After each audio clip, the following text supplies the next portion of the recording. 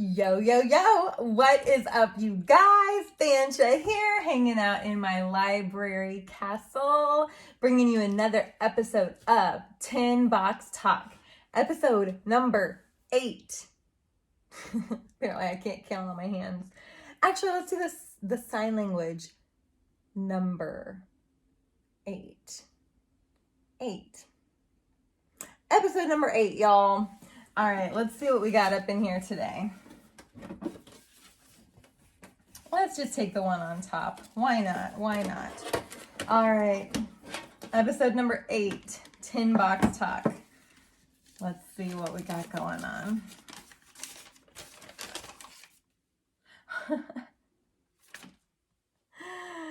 Y'all, I swear the notes in here are in no particular order, but it is weird how these keep like being in chronological order. This is weird. Okay. All right, y'all. Thanecha. Hey, who are you chasing? As far as a rerun with your ex-boyfriend, because I'm not going to say his name in here. I just respect you too much. All right.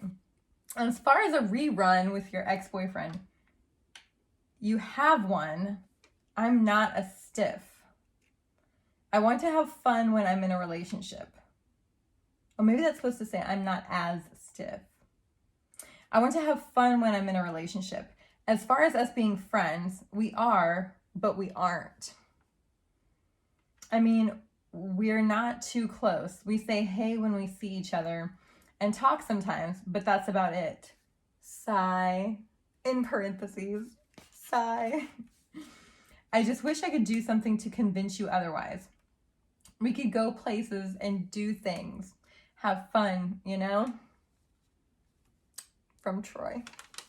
Oh, look at that nice little signature. You guys see that? So apparently this is just adding on. Oh my gosh, you know what? It's all making sense now. If you go back to episode, I think 3, I had a note that did not have a name of who it was from. And it was between the two of us. And I think it was from Troy because it says yes or no. And I think he was asking me, are you going to go out with me or not? So this seems to be another, maybe this was after that yes or no note. Gosh,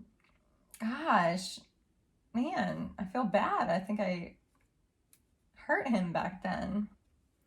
Who are you chasing? That's interesting. Who are you chasing? Y'all, I can't lie. I don't know why this just popped up in my mind, but just thinking about chasing a boy or whatever. Y'all, when I was in middle school, I did not have that problem. It's actually really, really embarrassing. So you know how I've said in a few episodes that in middle school we dated people, but it was literally like, oh, we're boyfriend and girlfriend for a couple weeks and that was it. Well, I had so many of those couple week relationships that my 8th grade AP English teacher, oh my gosh, what was her name? I don't remember what her name was. But one day I'm coming into class and I'm saying bye to my boyfriend at the door. And she goes, so, who's your boyfriend this week? You guys, when your 8th grade English teacher says that to you, do you have a problem? Does that mean that you have a problem? I mean, like I said, we dated people and it wasn't like, we didn't even hold hands. I don't know. We were young. So now I really feel like I should reach out to my friend Troy because I haven't yet since his note a couple episodes back. Oh, but maybe I should. Poor guy. We could go places and do things. Have fun, you know? Why aren't people like that now? Like you get in relationships now, not mine. We have a very fun, cool relationship. But a lot of relationships, you get into them and then after a while, you just stop doing things. Like, It doesn't have to be a weekend getaway every month, which I think is really a great idea, actually. I'm working towards that with my man. But it doesn't have to be something like that. It can be going to the park, having a little picnic. It doesn't have to be extravagant. It can be like this. Just go places and do things. Have fun, you know? So I think I'm going to keep this episode pretty short. And my takeaway from this is to just have fun. To not be so stiff and uptight. And, oh gosh, well, okay, so another life lesson here. Be clear and honest with people. I know for many, many years, I was the kind of person that I never wanted to hurt anyone's feelings. So if I had a different opinion than them, I wouldn't really share that with them. If I had a piece of advice that I could have given them that would have like really benefited their life, if I thought it was going to upset them in any way, I wouldn't tell them. For me, it was better just to not rock the boat, not really give my opinion, and have people like me and think that I was nice. And eventually, I pretty much grew out of that. Like, I'm a lot more vocal now than I used to be, and I'm a lot more confident in sharing my own opinion about things, even when they don't match up with whoever I might be conversing with. But this poor guy, it sounds like he was a little tormented. So instead of me just giving him a straight answer when he asked me to go out with him, yes or no, I guess I didn't want to hurt his feelings because otherwise I would have said yes. But I guess I didn't want to hurt his feelings. So instead I was like, I don't know. I've told you a billion times because I'm sure that's who that other note was from. I'm going to compare the handwriting. But instead, yeah, I just kind of like didn't give him closure. And y'all, that is not a cool way to live life. And I know a lot of people that do that. Even now, as adults, you know, they kind of, in a way, drag people on. And they don't want to just let them go completely. But yet, they also don't allow it to be a great relationship. They bring in negativity. They say that it's not a good relationship, but they don't want to let you go and allow you to be with someone else. And the thing is, if you're in a relationship and you guys just are not happy, and I mean, like, you should bring out the best in each other.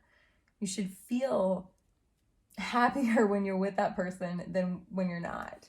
So if you don't feel that, just break it off, you guys, even if you've been together for years. Because the thing is, there is someone out there that not only is going to make you happy, naturally, just with their personality, it's going to mesh with yours. But you're also going to be the one to bring out the best in them. And if you just stay in a relationship that's mediocre, that's all you're ever going to have.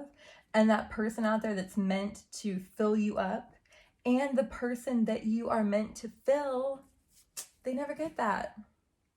And I can tell you, you know, I've experienced a lot in my 32 years.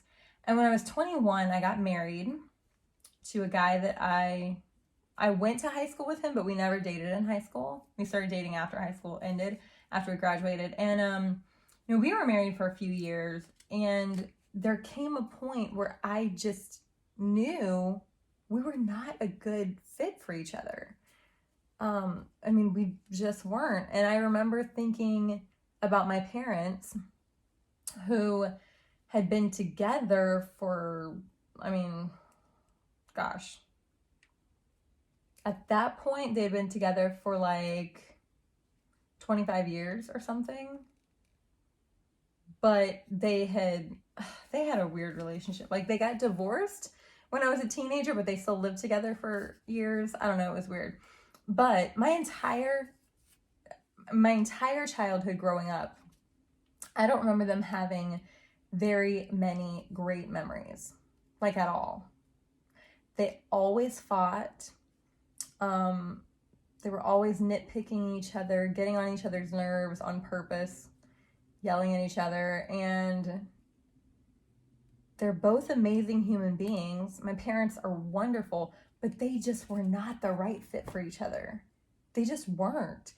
And I remember as a teenager thinking, man, if they just got a divorce, maybe they could be happy and I could go spend some time with my dad and see him really happy, and then I could go spend some time with my mom and see her really happy. So I was one of the few kids that like wished my parents would get a divorce because it would be better for us. And anyway, I remember thinking about my parents and thinking that I did not want to live my life like that I wanted to be with someone where we both brought out the best in each other.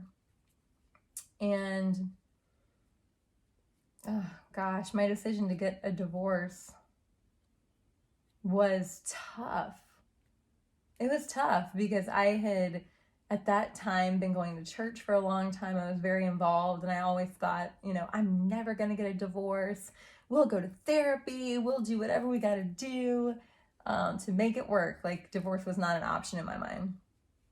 And when I made that decision and I knew that we were both going to be happier, and that's the thing, guys, sometimes it's really, really hard to know what to do, especially when you feel like you're going to really hurt that other person and you just don't know how they're going to make it without you. And yes, breakups are hard. Sometimes. They don't always have to be, I don't think. But keeping that person chained to you and literally being the thing that stops them from potentially finding happiness, that's not cool. That's not cool. It's better to just let it go, have it like a bandaid, rip it off. It'll hurt for a little while, but then it has time to heal. Instead of just reopening the cut, putting the bandaid back over it, reopening the cut, putting the bandaid back over it, and doing that for your entire life. So I guess I got a couple little pieces of wisdom from this, I hope.